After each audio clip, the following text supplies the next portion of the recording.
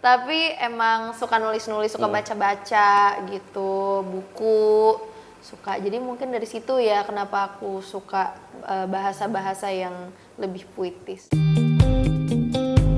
Halo K-Lover semua, ketemu lagi di sesi Musik Talk. Hari ini kapanlagi.com kedatangan tamu istimewa nih, penyanyi muda, cantik dan berbakat. Namanya Anet. Nah, Anet mungkin bisa langsung disapa nih teman-teman K-Lover semua. Hai semuanya. Luar biasa sih ngelihat antusias orang-orang yang dengerin. Aneters juga fans aku gitu kan. Aneters ya? Aneters namanya, iya. Waktu rilis sebenarnya aku ngasih denger apa yang sesuai sama apa kata hati aku aja. Dan berharap semoga mereka bisa sampai gitu loh pesan-pesan di dalam lagu ini. Jadi mungkin dari awal cerita lagunya kali ya. Mungkin bisa dari proses pembuatannya. Jadi lagu ini itu aku yang ciptain kan. Lagu ini Anet yang ciptain dan menceritakan tentang seseorang yang hanya janji manis saja, mulut manis saja, tapi tidak bisa ditepati. Iya. Nah, akhir-akhir ini kan banyak tuh berkeliaran apa istilahnya buaya-buaya darat ya. Seperti itu. Kakak termasuk salah satunya. Enggak, aku anak baik-baik. Anak baik-baik. Mungkin bisa lanjut lagi ke lagunya. Oke. Jadi lagu ini terinspirasi dari pengalaman pribadi. Oh, pengalaman pribadi, ngaku sendiri ternyata dia. Sebentar, Kak, belum selesai. Lanjut dulu. Pengalaman pribadi orang lain maksudnya. Nah, aku tuh suka lihat ya dan suka dengar kayak muncul di FYP, suka tuh kayak banyak nih pasangannya yang tiba-tiba ngepost upload janji manis doang cowok gue nih gitu-gitu kan, lagi banyak-banyaknya tuh di media sosial, dan aku juga banyak dengerin cerita seperti itu dari telinga aku, dari teman-teman aku segala macam. Gen Z banget ya. Gen Z banget dari sosial media. Proses pembuatannya itu ini lagu dari 2023 kalau nggak salah ya, pertama kali. Dan di proses itu dari proses pembuatannya dari recording, music video itu tahun ini kemarin bulan lalu ya MV-nya ya. MV-nya itu baru bulan lalu bikinnya. Tadi aku udah nonton juga. Oh, udah nonton juga? Nanti kita tanya soal itu nanti. Aku juga banyak penasaran ini. Nah. Itu di Jogja bikinnya dan panas-panasan kan. Di Gumuk Pasir, Parangtritis ya kan? Iya, betul sekali. Tahu saya. Tahu ya? Itu pas banget Jogja lagi panas-panasnya. Terus kan pasir ya Kak ya? Dan itu tuh syutingnya dari pagi. Dari pagi? Make up-nya dari jam 4 subuh. Pagi, terus kayak bener-bener di terik matahari, aku nggak pakai sunscreen, makanya ini jadi belang banget. Pakai gaun mana lagi ya kan? Nah, iya betul sekali, jadi belang banget. Dan ya begitulah Kak, lumayan effort sih MV-nya. Sebelum kita ke MV-nya, aku agak sedikit notice nih, kamu tadi bilang lagu ini kamu yang ciptain, kamu yang tulis sendiri. Mungkin secara detail, inspirasinya dari mana? Kan tadi kamu sedikit berkelit kalau lagu ini bukan dari pengalaman pribadi. Nah. Sebenarnya yang aku pikirin ya, aku kan suka, ya kayak tadi aku bilang, aku suka lihat sosial media gitu kan. Tapi emang serius loh ini. Iya. Tapi di FYP tuh emang bener-bener kayak banyak banget kayak chat gitu kan, chat orang di-upload, terus kayak konten-konten orang lah banyak gitu. Dan menurut aku why not kalau dibikinin karya gitu kan. Mungkin kalau misalnya teman-teman curhat gitu mungkin ada nggak sih? Banyak banget, lumayan. Salah satu contoh nyatanya yang kamu tuangkan dalam lagu ini apa? Cerita yang mana? Pokoknya aku tuh sempet denger salah satu cerita dari teman aku, dimana kayak si pasangannya ini dia ya cuman bisa manis-manisnya doang, cuman bisa janji-janjinya doang, tapi mana gitu hasilnya mana nggak ditepatin gitu. Jadi kayak Ya gitu, buaya darat istilahnya yang. Untuk proses penggarapan musik videonya sendiri, tadi kan kamu udah bilang panas-panasan sampai belang. Selain itu struggle-nya apa sih untuk proses penggarapannya? Mungkin ada momen menarik yang terjadi selama prosesnya? Prosesnya kalau yang paling struggle mungkin ya lagu ini tuh lumayan berat Kak, lumayan berat di bagian akhir-akhirnya. Jadi pas recording itu juga ya lumayan aku juga harus effort. Tapi menurut aku yang paling bener-bener suangat effort itu suangat effort itu adalah video klipnya. Video klipnya? Iya. Dari pagi sampai malam kan soalnya, terus kayak di pantai, di Parangtritis gitu-gitu. Itu kan lagu ini kamu tulis sendiri dan ibaratnya juga musik video klipnya itu kenapa sih kamu milih konsep seperti itu? Sebenarnya ini tuh kemarin kan ini direkturnya dari ada namanya Kak Axel gitu, Kak Joshua Axel. Kita itu sebenarnya udah dirundingin dulu soal MV-nya mau konsepnya kayak gimana. Gitu kan. Kita mau konsepin juga tentang gerhana, eclipse gitu. Makanya tuh ada kalung tentang bintang bulan. dan Iya, bulan. nah. Kirain partai tadi. Bintang, bulan dan matahari kan. Gitu. Terus ada kalau nggak salah itu ada gerhana-gerhananya.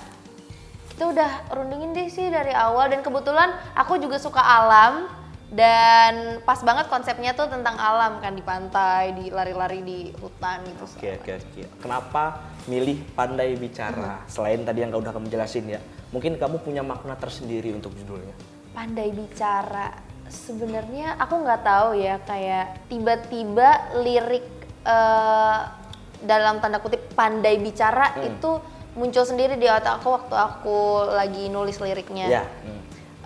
Karena apa ya, kalau misalnya aku tulis janji manis kayak gitu, itu udah mungkin udah kayak dangdut tuh. Atau kayak apa ya, kayak mulut manis gitu-gitu. Maksudnya mungkin udah banyak yang pakai, udah udah banyak yang pakai lah. Dan why not kalau misalnya kita bikin agak puitis. Agak puitis. Iya. Aku tuh suka banget sebenarnya Kak, nulis-nulis quotes atau nulis-nulis puisi gitu-gitu. Kata-kata hari ini asik. Menyala bangku. Suka banget, tapi aku nggak yang sampai kayak bikin akun terus aku nulis quotes. Wah, berat itu. Jadi admin quotes gitu ya, enggak kayak gitu. Tapi emang suka nulis-nulis, suka baca-baca gitu, buku. Suka. Jadi mungkin dari situ ya kenapa aku suka bahasa-bahasa yang lebih puitis. Kalau aku pribadi ya, aku tuh tahu Anet dari lagu yang mungkin hari ini, esok, lusa atau nanti kan. Aku tahu kamu dari situ tuh. Nah, mungkin kalau misalnya kita bandingkan lagu itu kan viral banget ya, ibaratnya viral, booming, sama lagu barumu ini, perbedaannya di mana sih? Mungkin perbedaannya waktu itu pas mungkin hari ini, esok atau nanti kan pada masa-masa COVID ya. Ya. Nah, jadi aku buatnya itu di 2020 kan itu. Aku buat lagu itu pada saat lagi COVID, lagi bener-bener lagi kenceng-kencengnya, lagi parah-parahnya, lagi panas-panasnya. Jadi waktu itu aku lagi di Manado. Aku masih di Manado, nggak boleh kemana-mana, di rumah tuh, di kampung papa juga waktu itu. Dan lumayan Kak, jadi waktu pembuatan music video dan pas aku ke Jakartanya itu lumayan ribet. Jadi ribetnya emang prosesnya agak lama sebenarnya. Ribetnya dari segi teknis kah atau gimana? Jadi kayak berangkatnya lumayan ribet dari namanya? COVID ya. Yes, terus juga nyari lokasi-lokasi buat syutingnya juga memang agak ribet gitu kan. Jadi emang mungkin itu sih kendalanya ya buat lagu mungkin hari ini, esok atau nanti gitu. Tapi kalau misalnya kita tarik ke belakang lagi nih, kamu pernah expect gak sih? Pernah nyangka kalau lagu esok, lusa atau lagu mungkin hari ini itu bakal se-booming itu? Dan mungkinkah kamu juga berharap atau misalnya punya pemikiran kalau lagu kamu Pandai Bicara ini bakal mengulang suksesan yang sama? Sebenarnya sejujurnya aku nggak pernah nyangka Kak waktu itu, karena kan ya udah aku bikin lagu sesuai Kata hati aku udah nulis, aku rilis, dan cuman berharap bahwa semoga apa yang pengen aku sampaikan, apa yang sudah aku sampaikan dari hati bisa ke hati teman-teman yang udah dengar. Dan di lagu ini sebenarnya pun juga begitu. Jadi kayak ya sama kayak yang tadi aku bilang gitu. Ya tinggal hasilnya aku tinggal kasih serahin aja ke Tuhan. Ngelepas image penyanyi cilik. Nah ini tuh biasanya setiap penyanyi yang berangkat dari penyanyi cilik selalu kesusahan. Ngalamin nggak? Ngalamin banget.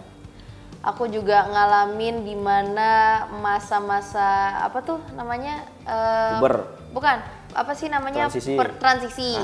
Transisi tuh dari anak-anak remaja ke yang sekarang jadi sekarang aku emang pengen merubah image jadi Anet sebagai Anet yang dewasa sekarang, karena emang dulu kan Anet cilik banget kan, Anet cilik. Jadi lagu-lagunya tuh sebenarnya dulu masih bingung Kak mau nyari lagu tuh. Nyari lagu tuh bingung ke genrenya atau gimana?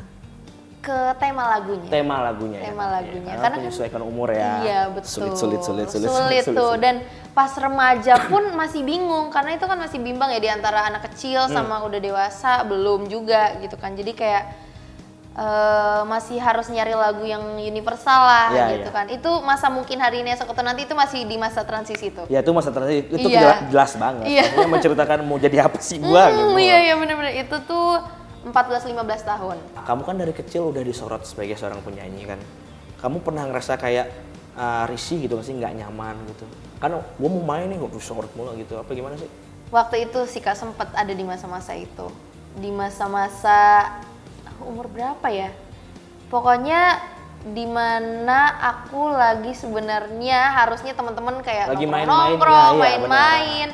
Tapi aku mau nggak mau harus lebih ke kerja gitu-gitu dan harus stay di rumah. Sebenarnya walaupun aku bilang kerja tadi, tapi aku so far enjoy karena emang dari kecil kan suka udah memimpikan itu sebenarnya. Jadi kayak satu sisi aku bersyukur, tapi satu sisi emang pengen punya perasaan kayak pengen main deh gitu. Tapi emang nggak ketemu aja waktunya sebenarnya. Emang lebih ke bukannya nggak pernah tapi jarang mungkin. Lebih jarang aja. Di suara. Ngalamin perubahan nggak sih dan gimana cara kamu ngatasinnya? Sebenarnya kalau boleh jujur, memang iya ada perubahan. Pastinya. Pastinya. Jadi dari kecil orang-orang udah tahu lah gimana suara aku waktu di ajang pencarian bakat kemarin gitu kan. Pasti. Dan sekarang yang emang udah lebih dewasa suaranya, lebih apa ya, aku bingung juga ngejelasinnya. Kelihatan kok perbedaannya gitu. Emang tapi untuk ngejaganya ya sama seperti dulu sebenarnya. Maksudnya yang nggak minum es. Treatmentnya sama lah ya. Treatmentnya sama gitu. Aku juga suka makan kencur gitu-gitu. Kalau sebelum nyanyi, aku nggak boleh minum es, nggak boleh. Sebelum nyanyi nih ya. Sebelum nyanyi atau mungkin beberapa hari sebelum nyanyi kali ya. Beberapa hari sebelum nyanyi nggak boleh minum yang dingin. Terus yang pedes-pedes kalau sebelum nyanyi diusahakan jangan. Tapi gitu. Bukan berarti dilarang berarti ya? Kayaknya dilarang untuk aku. Siapa yang lebih stretch, mama atau papa? Mama pasti ya. Seberapa struggle kamu meniti karir sebagai seorang penyanyi? Penyanyi kan banyak nih. Apalagi sekarang banyak banget yang muncul-muncul yang viral-viral jadi penyanyi, viral-viral jadi artis. Gimana kamu? Aku kan waktu itu mulai itu dari 13 tahun kalau nggak salah. Dari setelah ajang pencarian bakat itu kan. Iya.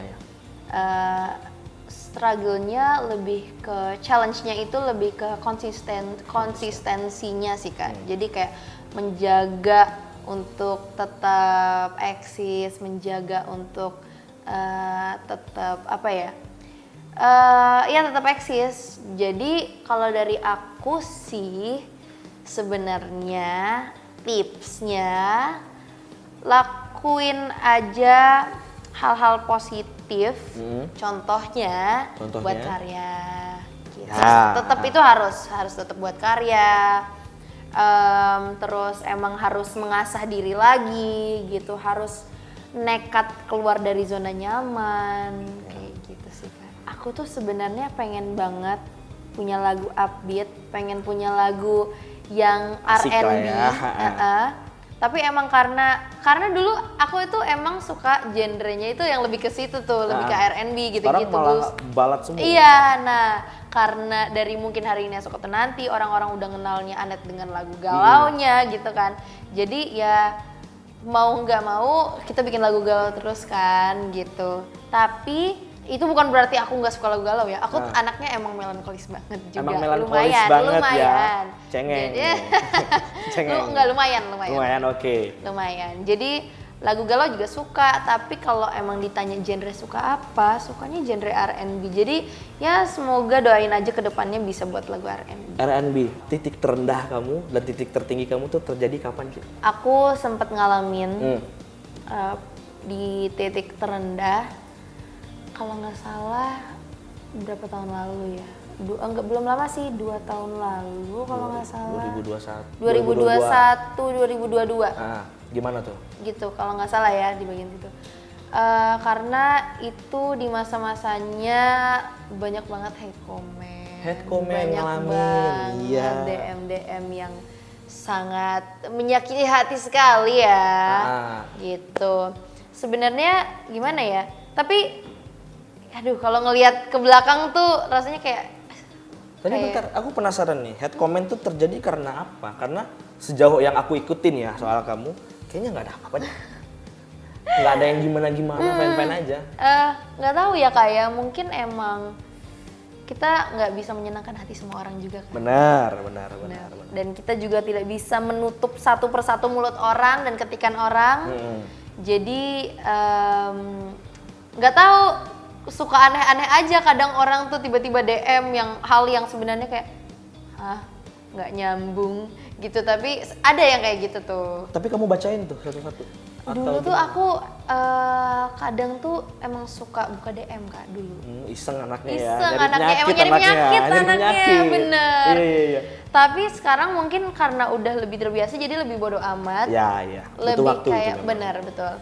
Dan sekarang juga aku menyadari bahwa dari waktu itu sih udah menyadari waktu aku emang bener-bener kayak oke, gue mau kuat nih gitu, bahwa di entertain ini emang tidak gampang sekali. Mentalnya harus sekuat baja, dan ya harus kuat-kuat, nggak bisa tuh yang menye-menye. Oke, teman-teman K-lovers semua, nggak kerasa nih kita udah ngalor ngidul, ngobrolnya panjang lebar. Kita kayaknya udah sampai di penghujung acara nggak tuh? Kita udah sampai di penghujung musik talk. Tonton juga video video klip lagunya Pandai Bicara dari Anet. Kalian dengerin sendiri, kalian nikmatin sendiri. Oke? Tetap tuh support karya anak-anak bangsa. Berat banget. Oke, K-lovers, sampai jumpa lagi. Kita ketemu di musik talk selanjutnya. Bye-bye.